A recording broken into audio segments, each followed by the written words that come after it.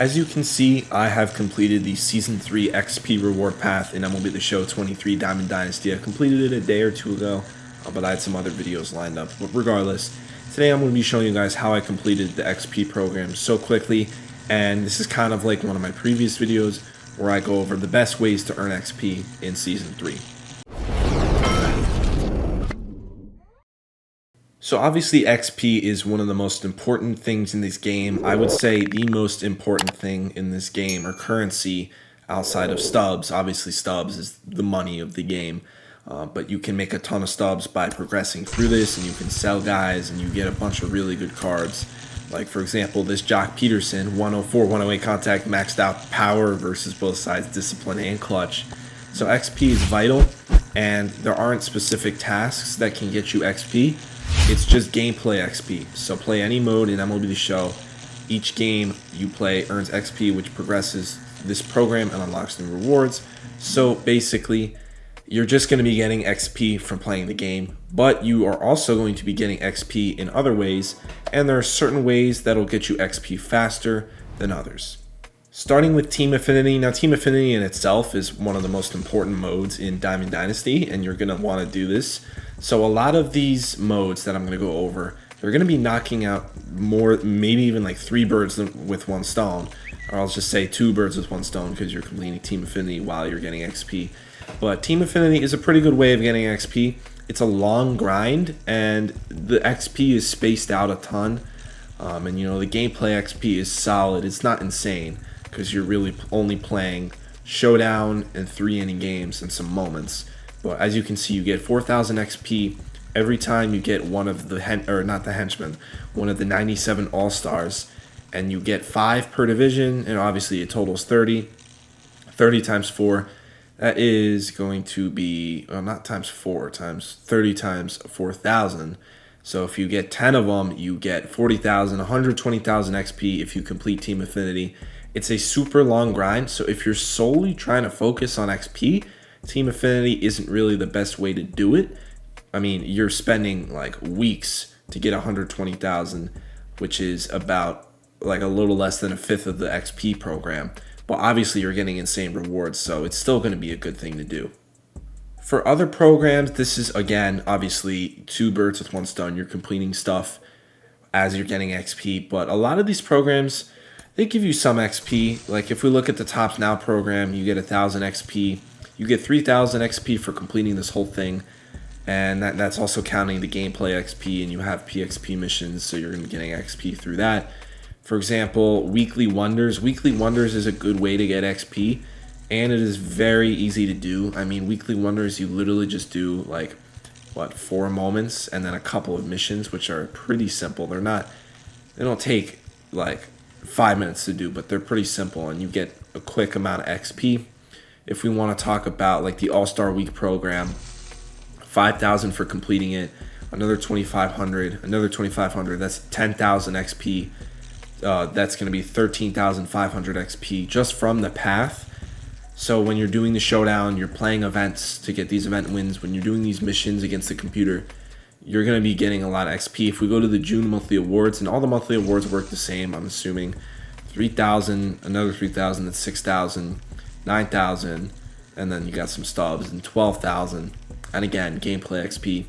So other programs are another way to get XP, and you're knocking out 2 birds with 1 stone, just like Team Affinity. These are shorter grinds than Team Affinity, but you're not going to be making as much XP, of course, but probably not ideal to focus on this if you're going for XP, but definitely to build your team. Now for single player modes, 2 of these modes are some of the best ways to get XP. Mini Seasons is one of them, and Conquest. I mean, they're basically the same thing, except just differently formatted. So I'm almost done with this righty-tighty mini season. I have 2 more games to win, and then I get that 97 overall Starling Marte. But if we look at the goals, for example, let me show you the ones that I completed.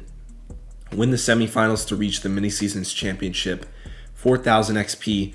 Finish the regular season as a top 4 team to make the playoffs. That's 2,500.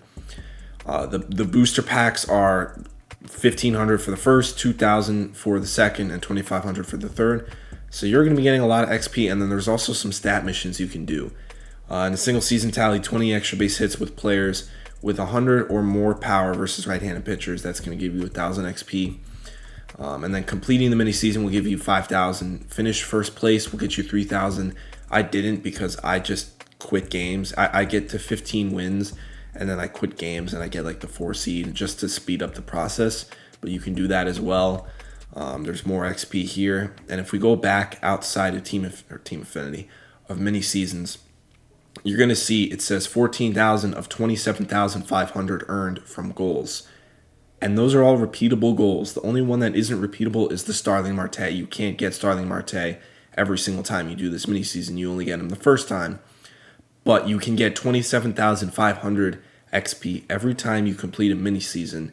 And that every mini season is about what? A couple hours?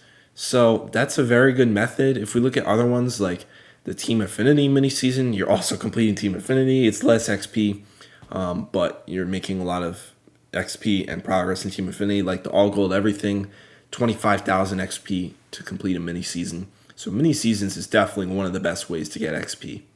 When I was talking about mini seasons, I was saying that it's really similar to Conquest because they're both 3-inning games, just formatted a little differently. In mini seasons, you're playing like an MLB season and you're trying to win a championship. In Conquest, you're playing a so-called board game and you have turns and you take over strongholds, but it's all pretty much the same, just playing 3-inning games and you're completing stuff. But a lot of Conquest has a ton of XP and a lot of it is hidden, especially with the Shark map coming out tomorrow as I'm recording this. There's going to be a lot of hidden rewards and a lot of that is XP. So let's go to the Nation of Baseball. Of course, I've had this done for a while, since basically release. I mean, look at all these missions that have XP. And you're going to be getting players like 500, 500, 500 over and over and over. 2,500, 1,000, 1,000, 3,500. And yeah, and then you can do repeatable for 20 show packs, 3,000 stubs. But a lot of these can get you a ton of XP. And obviously you're getting some diamond players. None of them are any good, obviously. I mean, 92 overall is whatever, but these rewards aren't good. But the XP is most certainly good. And of course, you're knocking out 2 birds with 1 stone because you're getting players for collections or you're getting progress for Team Affinity or for other programs. So Conquest, I would say mini seasons is better, but Conquest is probably right behind it. Showdown is another really good one, another one where it's 2 birds with 1 stone. Showdown, I mean, you have to pay an entry fee, but you make the stubs back. Showdown, you're going to get XP. I'm not going to go into a draft because it would just be a waste of stubs for myself. But every time you beat one of these, you're getting XP. And not nearly as much as the other ones, but still a solid way to get XP. Offline grinding, they made these a lot easier. That's the reason why I didn't do a Showdown tips video, was because they made them a lot easier. So I felt like it wasn't really necessary. But anyway, this will give you a solid amount. Moving to online modes, ranked seasons. If you just want to play one game and get a ton of XP, ranked seasons is the way to go. But for the longer grind, it is not. Ranked seasons, every game you play, if assuming the guy doesn't quit, is around 40 minutes, like 35 to 45 minutes, I would say is the normal time span for a ranked seasons game. And you're going to get a lot of XP for completing one, but if that's your way to get XP and to complete the program, it's going to take you forever. It just is. And obviously, again, for the 50th time, you're completing 2 birds with 1 stone because you're making progress in ranked seasons while you're getting XP. But yeah. Battle Royale, I mean, I hate BR. I suck at BR. I can never have any long runs. I've made World Series every season in MLB The Show 23, every season in MLB The Show 21, not including like January and all that, and most seasons last year. When I want to make World Series, I make World Series. I'm just so bad at BR that I can't stand it. XP-wise, if we look at the program, you make a solid amount. I mean, completing the program is going to give you a ton of XP. It's not going to give you any stubs, really, unless you sell these henchmen, but you're going to need them for the core collection. By the way, I'm still so annoyed that they made this pack not sellable. But let's say you complete the BR program.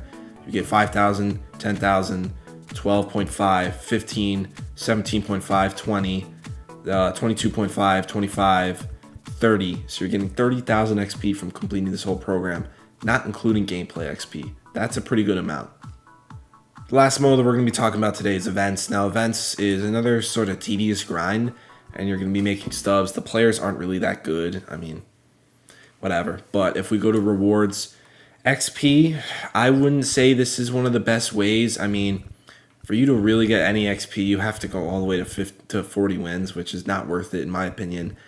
I mean, like, look, you got 500 XP, and then you have 1,000, and then you have another 1,000, and then you have 2,000. But that's after so many wins. And once you get to the last player, like, this Lindor isn't really that good. And once you get to the last player, there's literally no incentive to play because there are no really good rewards.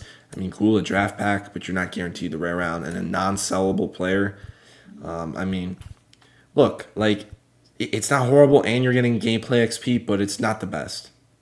So yeah, that's going to be it for this video. If you guys are new here, follow me on X or Twitter, whatever Elon Musk is doing now. Follow me on Twitter, Instagram, TikTok, but most importantly, make sure you're subscribed down here on YouTube. So yeah, see you guys in the next one. Peace.